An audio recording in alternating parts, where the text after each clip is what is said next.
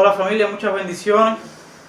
El pasaje que vamos a estudiar hoy en la Reina Valera aparece bajo el título Los judíos rechazan a Jesús. Y hemos visto muchos pasajes donde eso sucede, donde los judíos rechazan a Jesús. Entonces vamos a estar estudiando este pasaje, Juan 10, desde el versículo 22 hasta el versículo 42, bajo otro título. Ahorita yo les voy a decir cuál va a ser ese título. Y bueno, vamos a tener una pequeña oración y comenzamos con el estudio. Señor, te pedimos que tu Espíritu Santo nos hable, Señor, a través de tu palabra. Que tu Espíritu Santo nos transforme a través del estudio de tu palabra, sobre todo en estos tiempos tan difíciles, Señor, en los que tan convulsos en los que vivimos, Señor. Que podamos ser Señor, edificados, transformados, renovados, Señor.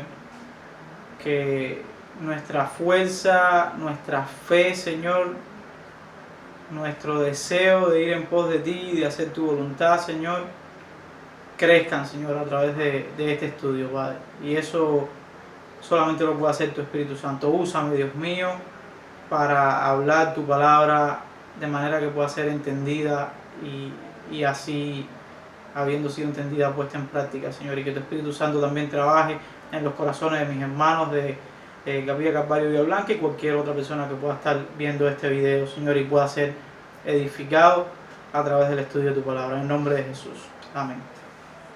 Bueno, el contexto en el que sucede todo lo que vamos a estar viendo el día de hoy lo dice en el versículo 22 y 23. Celebrábase en Jerusalén la fiesta de la dedicación, era invierno, y Jesús andaba en el templo por el pórtico de Salomón. Esta fiesta de la dedicación es lo que muchas veces conocemos como Hanukkah, que dicho sea de paso se celebra cerca de la fecha donde se celebra la Navidad, finales de diciembre, e incluso muchos la usan como una fiesta alternativa a la Navidad porque dicen que la Navidad tiene un origen pagano, etcétera, etcétera.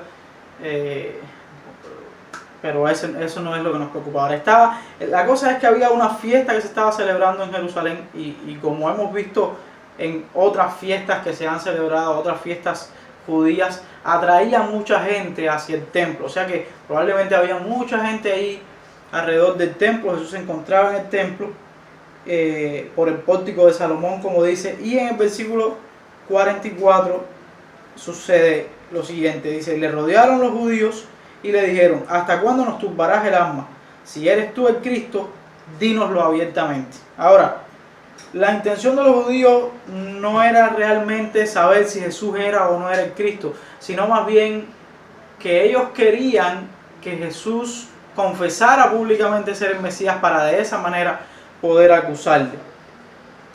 Pero me gusta mucho la respuesta de Jesús en el versículo 25, porque como hemos visto en otras confrontaciones de Jesús con judíos que trataban de ponerle trampas con sus preguntas y demás, Jesús por lo general no contesta la pregunta que le hacen, sino la intención detrás de la pregunta. Me refiero a estas ocasiones cuando los judíos intentan tenderle trampas y demás. Y en el versículo 25 Jesús dice, os lo he dicho y no creéis. Las obras que yo hago en nombre de mi Padre, ellas dan testimonio de mí. Versículo 26 sigue diciendo, pero vosotros no creéis porque no sois de mis ovejas, como os he dicho. Y ustedes recordarán, porque lo vimos la semana pasada, que Jesús enseñó acerca de esta parábola del redil y de él siendo la puerta de las ovejas y el pastor de las ovejas, ¿no? Entonces, ¿eres tú el Cristo? Dínoslo abiertamente. Bueno, yo lo he dicho y ustedes no creen. Y la razón, las obras que yo hago en nombre de mi Padre, dice Jesús, dan testimonio mío. O sea que hay, y tuvimos un mensaje específicamente para hablar acerca de esto en una ocasión, ¿no? De cómo Jesús tenía fuertes testigos que atestiguaban, por la redundancia, a favor, testificaban a favor de su identidad como Mesías, como el Hijo de Dios y el Hijo del Hombre, ¿no? Y uno de esos testigos es justamente las obras que su Padre le había preparado para hacer, ¿no? Pero vosotros no me creéis porque no sois de mis ovejas, como os he dicho. ¿Por qué? Porque como dice el versículo 27 al 29, mis ovejas oyen mi voz y yo las conozco y me siguen. Y yo les doy vida eterna y no perecerán jamás, ni nadie las arrebatará de mi mano. Mi Padre que me las dio es mayor que todo y nadie las puede arrebatar de la mano de mi Padre. O sea, Jesús, por supuesto, pone la autoridad máxima en el Padre. Y como llamó a las obras del Padre como uno de sus testigos, pues ahora menciona al Padre mismo como otro de sus testigos, ya no nada más a las obras que él hace en nombre del Padre, sino al Padre mismo, que le entrega el rebaño que Jesús ha de cuidar. Y esto, como vimos en la semana, en el mensaje anterior, esto debería llenar de regocijo nuestro corazón, el hecho de sabernos parte del rebaño del Señor, porque el Señor estará entonces comprometido, así como el Padre lo está, en proteger, en preservar a su rebaño. Por eso dice en el versículo 30, yo y el Padre uno somos. Y por supuesto, no solamente aquí está diciendo, ¿no?, todo esto de que el Padre tiene esta responsabilidad con su pueblo, con su rebaño, y que Él también la tiene, sino que ahora dice algo más, yo y el Padre uno somos. Y este es un versículo, una declaración de parte de Jesús a favor de su divinidad muy grande, y todo aquel que niega la divinidad de Jesús pues tiene que toparse con este versículo y con muchos otros, ¿no? Al principio del Evangelio vimos la divinidad de Jesús, al principio del Evangelio de Juan me refiero, vimos la divinidad de Jesús explicada de manera tremenda desde el capítulo 1, desde el versículo 1 del Evangelio de Juan. Pero ahora él dice claramente, yo y el Padre uno somos. Miren lo que pasa en los versículos siguientes. Versículo 31, entonces los judíos volvieron a tomar piedras para apedrearle. Y yo ahí en mi Biblia puse al ladito de ese versículo situación real, porque a veces de repente leemos la Biblia, de repente leemos historias como el apedreamiento, el apedreamiento de Esteban, o la persecución, o a Pablo, que en una ocasión lo dejaron casi muerto, dice la Escritura. De hecho lo dejaron porque pensaron que estaba muerto, y vemos situaciones como esta y nos parece como que estamos leyendo una novela y que de repente se pone interesante y que se ve un poco de acción. Pero esto es una situación real. Realmente esta gente está escuchando a Jesús diciendo, yo y el Padre uno somos. Tú quieres una declaración acerca de mi identidad, pues si quieres una te doy 2 tazas, ¿no? Y dice, va más allá de decir que es el Mesías, y dice, yo y el Padre uno somos. Y entonces estos judíos se molestan, ¿no? Y al punto de que empiezan a tomar piedras para apedrearle. Y Jesús le respondió, muchas buenas obras os he mostrado de mi Padre, ¿por cuál de ellas me apedreáis? Qué bárbaro Jesús ahora enfrentando a estos acusadores, jueces y verdugos al mismo tiempo, ¿no? Muchas obras, una vez más, llama a este gran testigo, ¿no? Muchas obras buenas de parte de mi Padre he hecho. ¿Por cuál de esas obras es que ustedes piensan apedrearme? Y eso me recuerda a la mujer esta que es traída porque fue sorprendida en adulterio, y Jesús dice, ok, vaya, parafraseando y haciendo un poco una versión libre de lo que sucedió, ok, vamos a apedrearla. El que esté libre de pecado, venga y que tire la primera piedra. No, y ahora Jesús, en defensa de sí mismo, dice, bueno, ¿por cuál de las obras que yo he hecho me van a apedrear? Y los judíos insolentes en el versículo 33 le dicen, por buena obra no te apedreamos, sino por la blasfemia, porque tú siendo hombre te haces Dios. Ahora los judíos entienden cuando Jesús dice, yo y el Padre uno somos, que Él se está haciendo Dios, y dice, bueno, no te vamos a apedrear por ninguna obra mala que tú has hecho, sino que te vamos a apedrear porque estás blasfemando en contra del nombre de Dios.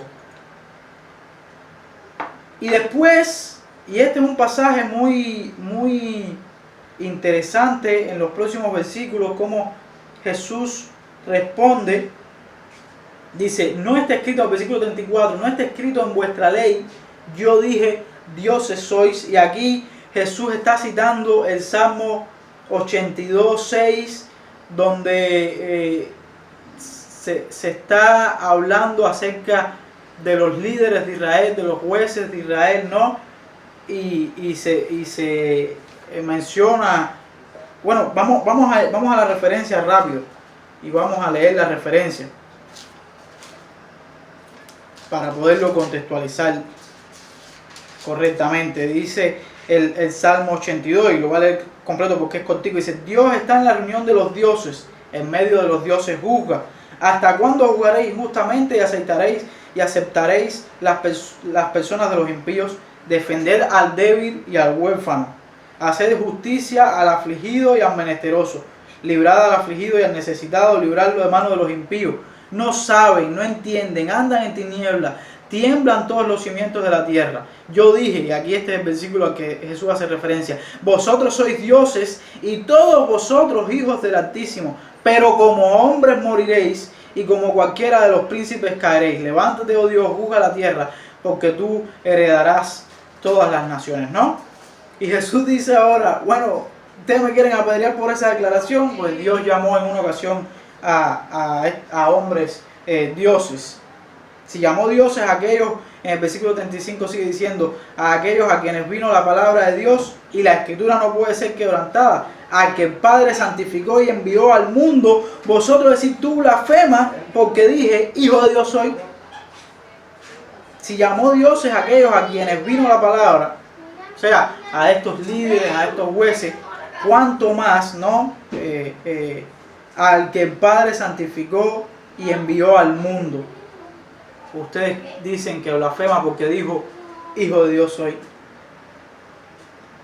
Si no hago, sigue diciendo, las obras de mi Padre, no me creáis. Si no hago las obras de mi Padre, no me creáis. Mas si las hago, aunque no me creáis a mí, creed a las obras, para que conozcáis y creáis que el Padre está en mí y yo en el Padre. Ahora, es muy interesante que Jesús vuelve a hacer la referencia a este juez, a este testigo que testifica a favor de él, de su identidad como Mesías y como Hijo de Dios, las obras. Pero miren el contexto en el que lo pone. Dice: si no hago las obras de mi Padre, no me crean. O sea, ustedes me están juzgando porque yo digo que soy Hijo de Dios y quieren que diga Mesías para acusarme, etcétera, etcétera. Ahora Jesús dice: si yo no hago las obras de mi Padre, y se supone que las obras de Dios son buenas obras, y que aquellos que hacen estas buenas obras de Dios, pues se supone estén en comunión con Dios, estén en sintonía con Dios. Dice: no me creáis, mas si las hago, aunque no me creáis a mí, creed a las obras. O sea, si no me quieres creer a mí como persona, porque te parezco que soy un carpintero andrajoso ahí, hijo de un carpintero que vino aquí, no sé qué, y que vino en un burrito, y bueno, no me quieres creer por mi persona, pues cree entonces por las obras que hago, porque hago las obras de mi Padre. Dice: para que conozcáis y creáis que el Padre está en mí y yo en el Padre. Aquí Jesús como que hace un llamado al espíritu crítico de los que le están escuchando. ¿Qué cosa es el espíritu crítico? Y encontré este significado en una plataforma que todos usamos, es Wikipedia. Dice: el pensamiento crítico es el proceso de dudar de las afirmaciones que en la vida cotidiana suelen aceptarse como verdaderas. El pensamiento crítico es el proceso de dudar de las afirmaciones que en la vida cotidiana suelen aceptarse como verdaderas. Bueno, en el contexto de hoy, esto se puede ver muy fácilmente, porque hoy estamos viviendo una sociedad tan frágil que si la mayoría dice una cosa, pues dale un par de años y eso será tomado como verdad, ¿no? Y se cumplen estos enunciados bíblicos como que a lo bueno le van a llamar malo y a lo malo van a llamar bueno, porque lo que está dictando lo que es verdad hoy no es una norma de moral absoluta que no cambia, sino que es la conciencia misma de la gente. Por eso hoy tenemos hombres que dicen: bueno, yo soy que se autopercibe a sí mismo como una niña de 6 años, y entonces la sociedad tiene que tratarlo e impugnarle los derechos que tiene una niña de 6 años, lo cual es una estupidez, una gran estupidez. Pero hemos dejado de pensar críticamente, y la iglesia sobre todo ha dejado de pensar críticamente. Y nosotros hemos dicho una otra vez: este pueblo judío como dice la Biblia, los suyos vino, mas los suyos no le recibieron. Esta gente debía ser capaz de identificar a Jesús.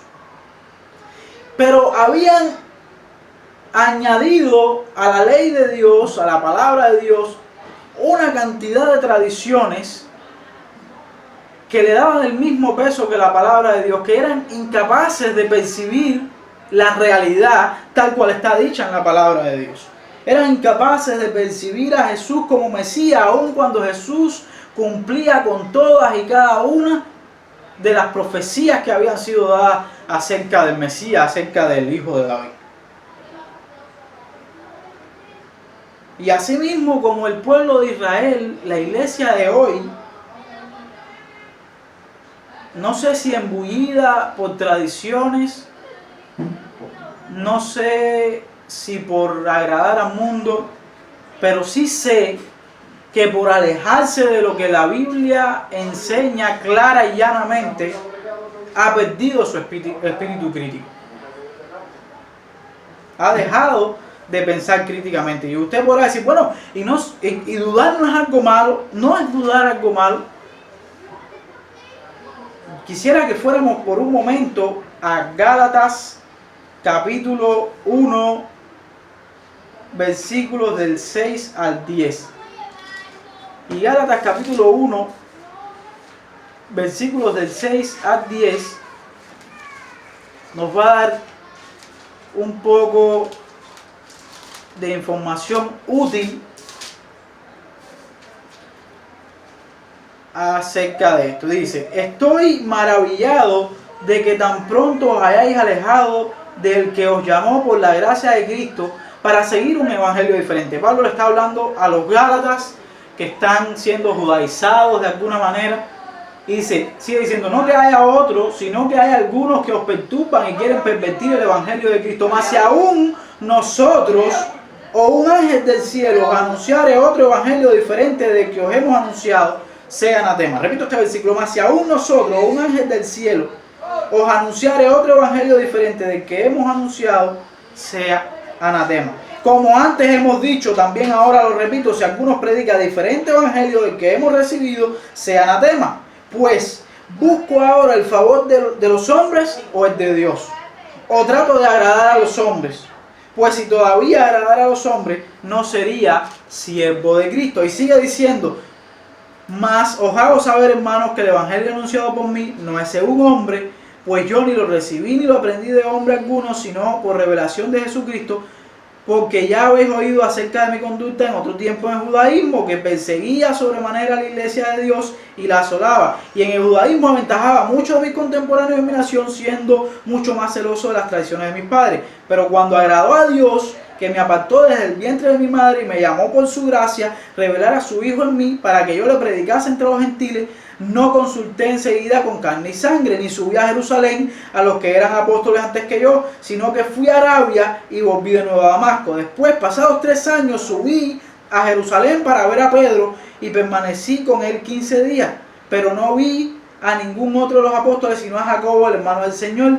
En esto que os escribo, he aquí delante de Dios que no miento. Después fui a las regiones de Siria y de Galacia, y no era conocido de vista a las iglesias de Judea que no eran en Cristo, solamente oían decir: aquel que en otro tiempo nos perseguía, ahora predica la fe que en otro tiempo asolaba. Y glorificaban a Dios en mí. Entonces, la gente era capaz de ver, por la vida de Pablo, por las obras de Pablo, por el cambio de conducta de Pablo, por el cambio de discurso de Pablo, que era lo que realmente había en el corazón de Pablo, que realmente Pablo había sido cambiado, había sido transformado por el poder del evangelio. Estas personas a las que Pablo les está hablando, no tienen que creer a Pablo solamente por el hecho de lo que él les está diciendo, sino porque las obras que Pablo hace respaldan su discurso.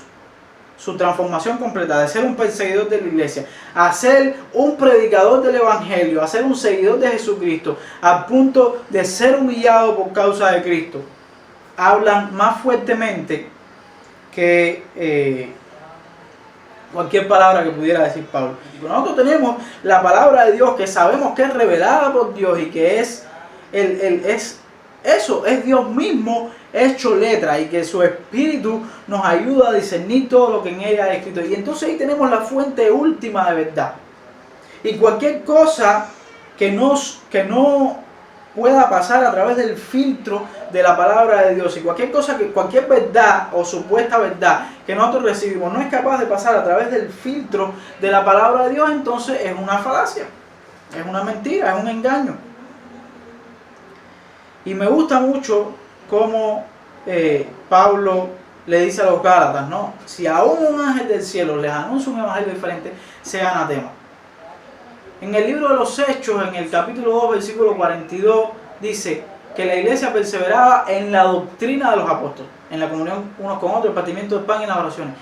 Pero dice, en la doctrina de los apóstoles. Y era necesario perseverar en la doctrina de los apóstoles porque muchas herejías se estaban levantando en la iglesia. De hecho, Pablo le está escribiendo a los Gálatas justamente por este movimiento judaizante que está tratando de envolver a los Gálatas y hacer que regresen a las tradiciones de los judíos, que regresen a la ley de los judíos. Y Pablo está diciendo, no es necesario. Sabemos que hubo un concilio incluso donde participaron los apóstoles para hablar acerca de estos temas. Pero el punto es, nosotros tenemos que ser capaces de pensar críticamente y de juzgar críticamente todas las cosas. ¿Cómo? ¿A través de qué? ¿Cuál es la norma suprema de verdad? La palabra de Dios. La palabra de Dios. Jesús les está diciendo a esta gente, bueno, ustedes no me quieren creer mis declaraciones verbales, pues créanme por las obras que estoy haciendo, que son obras que el Padre me dio para hacer. Si eres capaz de pensar críticamente, vas a notar que Jesús es el Mesías. ¿Se acuerdan del ciego que el Señor sanó, el ciego de nacimiento que el Señor sanó? Y le preguntan, bueno, ¿y tú qué tú crees? ¿Que él es un profeta, que no sé qué? Y este hombre dice, bueno, yo no sé quién es él, yo lo que sé es que estaba ciego y ahora ve. Y después fue y se encontró con Jesús y entonces adoró a Jesús.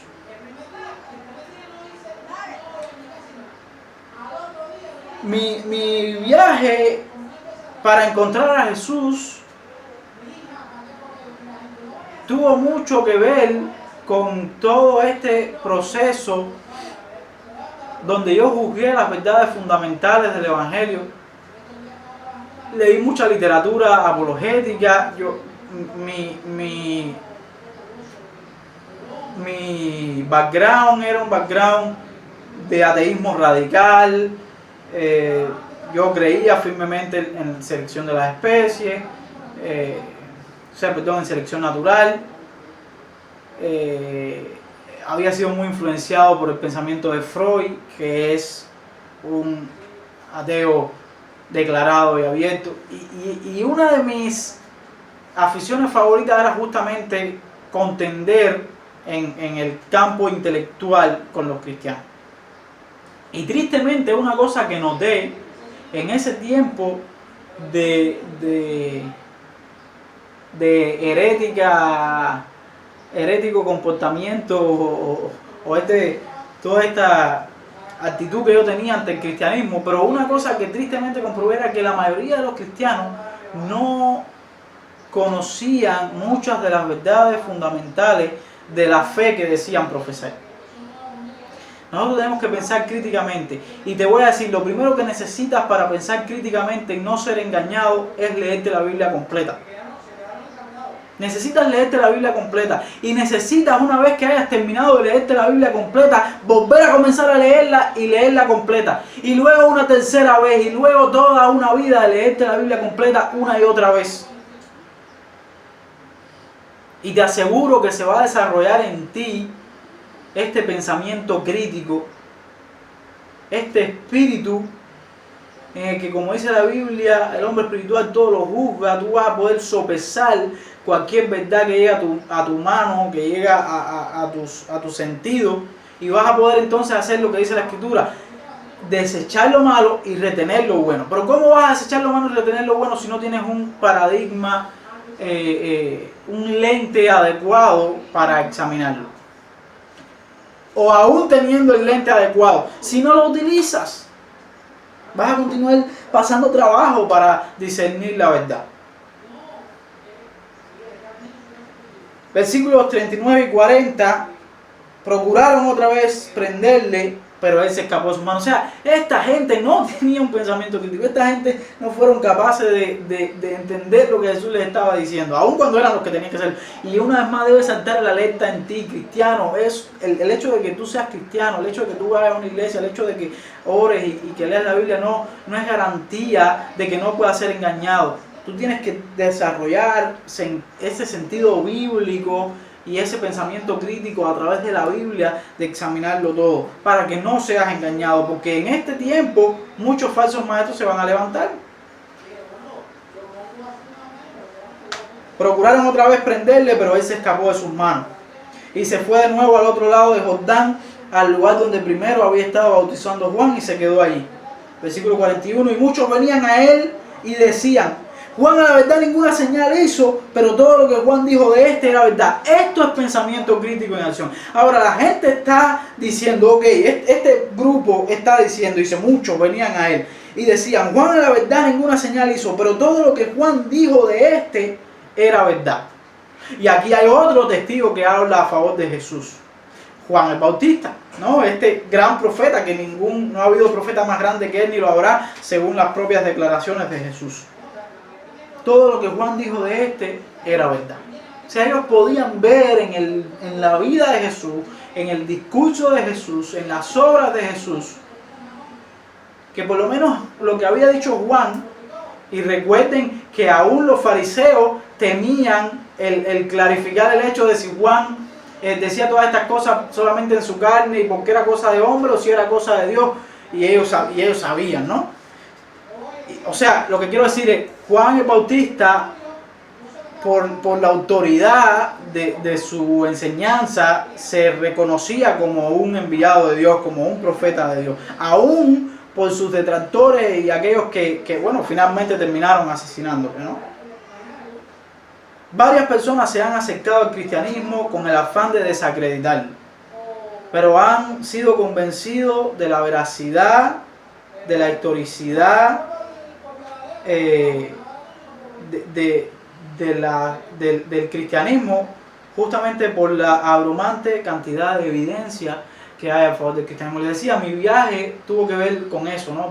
Yo leí mucho apologética cristiana, a la par que leía la Biblia sin aún ser cristiano, porque yo entendí que para poder, fíjate qué interesante, ¿no? Para poder criticar el cristianismo, para poder dar por falso el cristianismo, tenía que conocer la Biblia. ¿Cuánto más nosotros, que lo damos por verdadero, no tenemos que conocer la Biblia? Y a veces nuestros detractores, a veces en algunas ocasiones, conocen más acerca de la Biblia que nosotros mismos, que somos el pueblo del libro, el pueblo de Dios.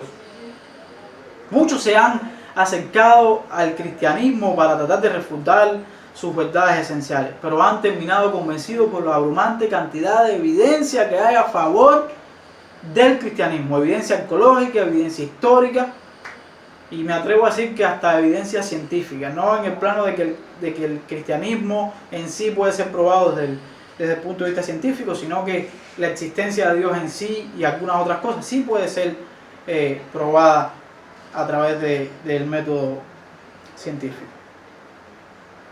Dice Stephen Boyd, experto en hebreo de la Hebrew Union College, él dice: el cristianismo tiene una base histórica.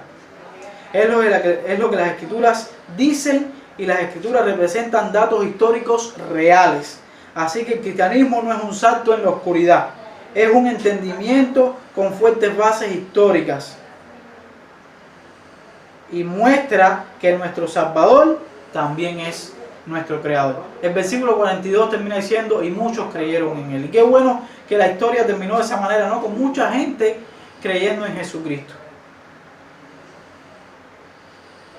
Quizás en este tiempo, sin podernos congregar por todo el tema del coronavirus, el enemigo ha sembrado dudas en tu corazón. Dudas que tienen que ver quizás con elementos esenciales de tu fe cristiana. Pues no te dejes amedrentar por eso. No te dejes intimidar por eso. Mira con espíritu crítico esa duda que está sembrando el enemigo en tu corazón. Pídele a Dios que te dé discernimiento de su palabra, porque la Biblia dice que su palabra es la verdad, y la Biblia también dice que su espíritu nos guía a la verdad. Míralo con espíritu crítico y no te dejes intimidar, porque nuestra fe no es una fe ciega. La fe cristiana, como vimos y como dice el Dr. Stephen Boyd, no es un salto en la oscuridad. Es una fe con un cimiento histórico bien fuerte y bien establecido. Así que yo te invito a que continúes adelante. Y ojalá que como estos que se acercaron en el versículo 41 a Jesús y decían: Juan a la verdad ninguna señal hizo, pero todo lo que dijo Juan de este era verdad, nosotros nos podamos acercar a Jesús con un espíritu crítico. ¿Por qué no? Porque cuando nos acerquemos a Jesús con un espíritu crítico, vamos a encontrar esas verdades fundamentales y esas verdades esenciales para nuestra vida, y van a estar más arraigadas en nuestra mente y en nuestro corazón que nunca.